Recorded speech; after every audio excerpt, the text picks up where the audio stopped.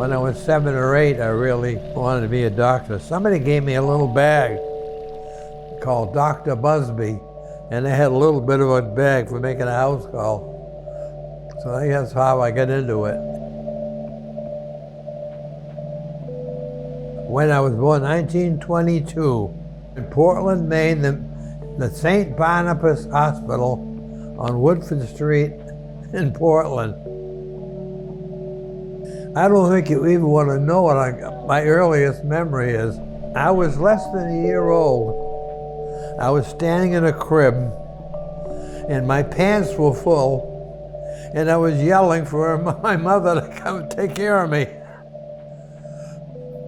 Now, why the heck I remember that, I don't have no idea, but I did. I went to school in Falmouth, Maine, a place called Underwood School.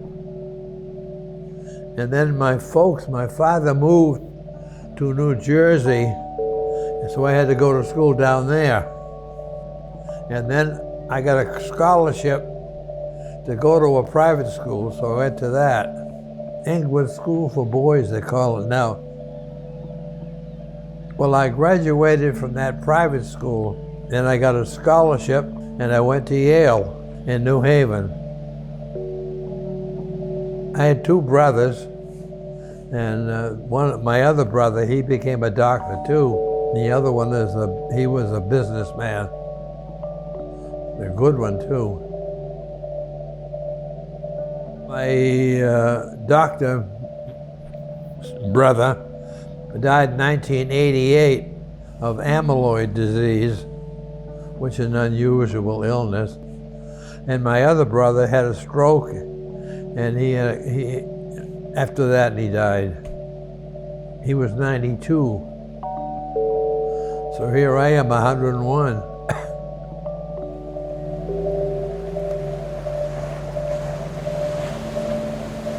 I get into a program called V12. If you join it, it's a Navy outfit, then you're going to owe the government 2 years of service. But it was sure worth it because I could go all the way through school. I think probably my biggest bill was $2,000 to get through med school and college, everything. Well, I went on active duty. It didn't have to, but it did. I was a doctor on a ship. That way I could make enough money to pay that back. I had a job first in Chelsea Hospital in Boston. That was awful, taking care of alcoholics. Got out of that quick. And sea duty the rest of the time. So I was on sea duty probably almost 2 years. Yeah, when I was there, the ship I was on, we went to a place called Eniwetok.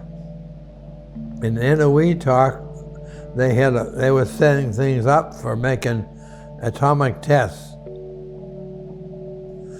So I was there and I witnessed 3 tactical A-bomb tests and 1 huge H-bomb test.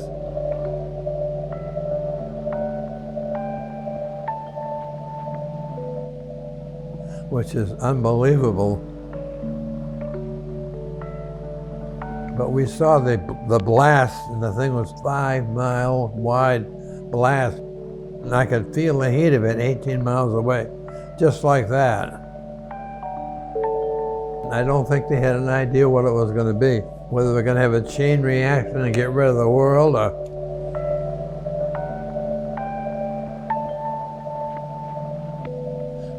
my only memory of the smaller ones, I went out paddling between them, and there was a couple of seagulls.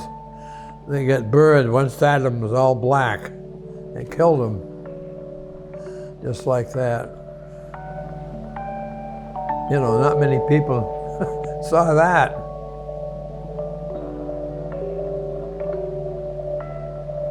A little bit of radiation came downwind, but there wasn't much.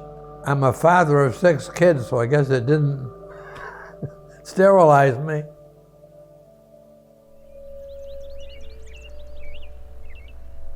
I came back to the main medical center, and I was a medical resident on the medical service, so I spent 2 years there.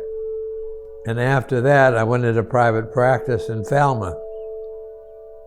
When I first started practice, just to get things going, I got a job for the city of Portland, taking care of the indigent people for $35 a week. Big deal. I actually lost money doing it, but at least they got me busy doing things.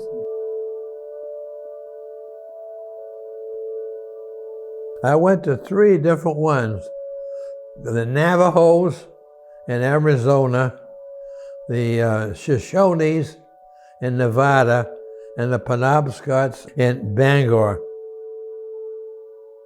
And it was an Indian island on the Penobscot River, so I did that for a year.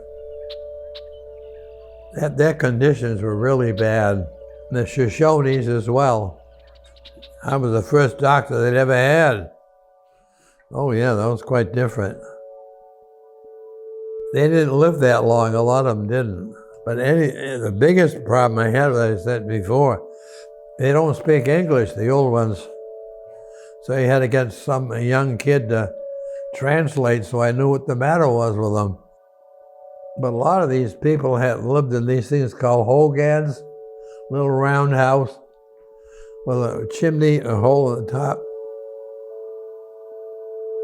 I went there, they told me where to go. I couldn't find anything, and I finally, there's a house next door.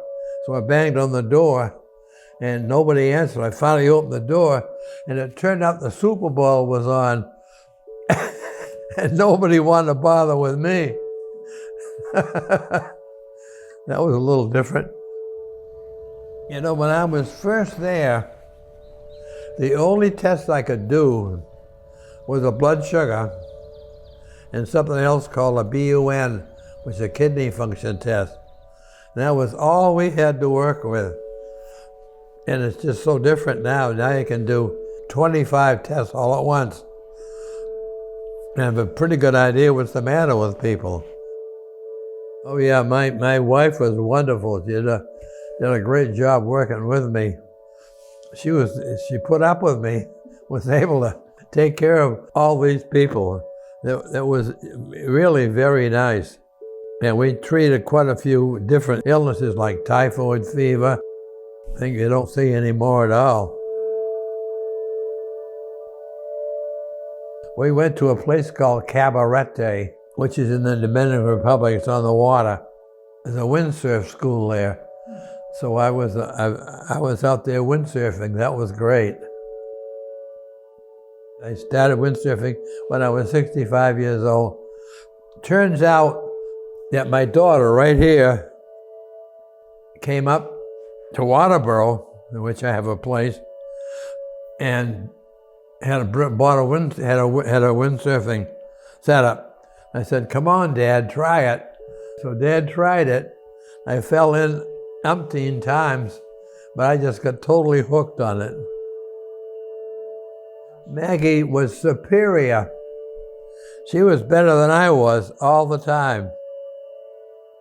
I was pretty good. I mean, I won some national prizes at age 75, but she could trim me every time.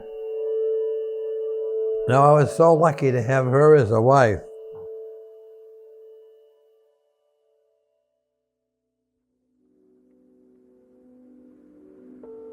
Third wife, yeah.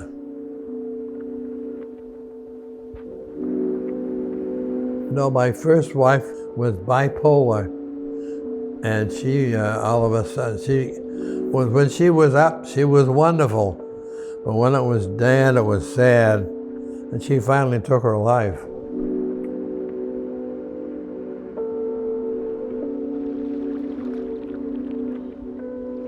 Yeah, we tried every kind of medication.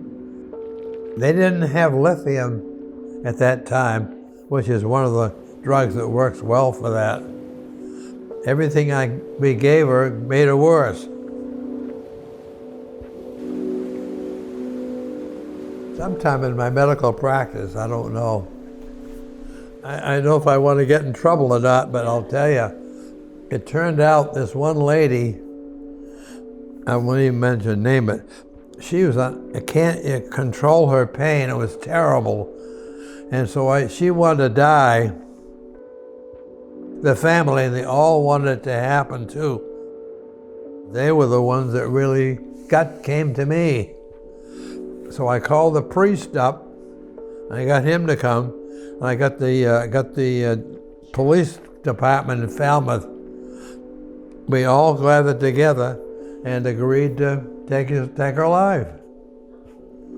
And that was, I could be arrested for that.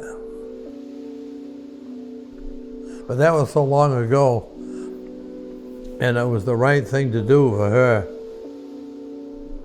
I know nowadays there's one law, you have to have 2 doctors. They had no law. So I just said, I'm just gonna do it. I didn't tell we didn't tell anybody. You're the first person I've ever told about it. The whole family, probably 8 or 10 of them were there. And of course the priest was there and the policeman department. So I thought I had it all pretty well legal. I gave her a lethal dose of morphine. And that's just put her to sleep. Well, I could not really control the pain she was having. It was awful. It's like a toothache that never goes away. It just hurt all over her. So it was the right thing to do. She would pass right out. To actually physically die would take, a half an hour. But she was out of pain by then. That wasn't easy.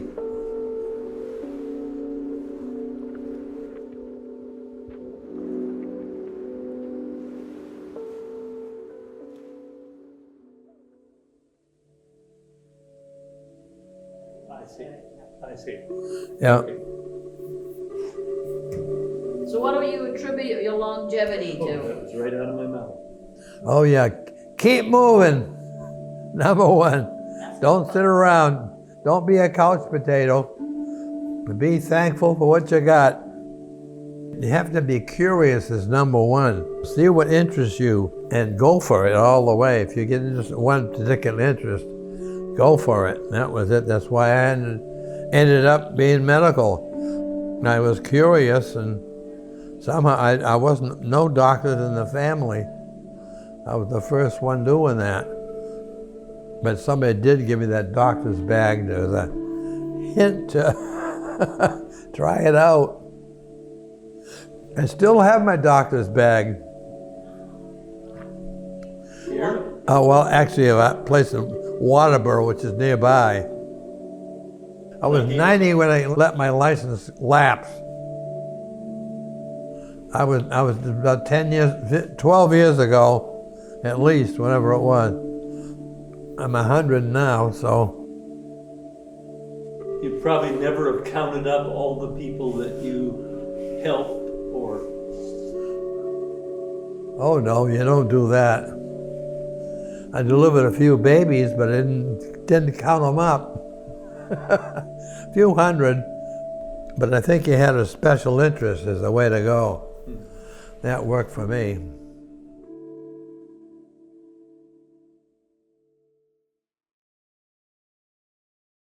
So far, so good. So sweet.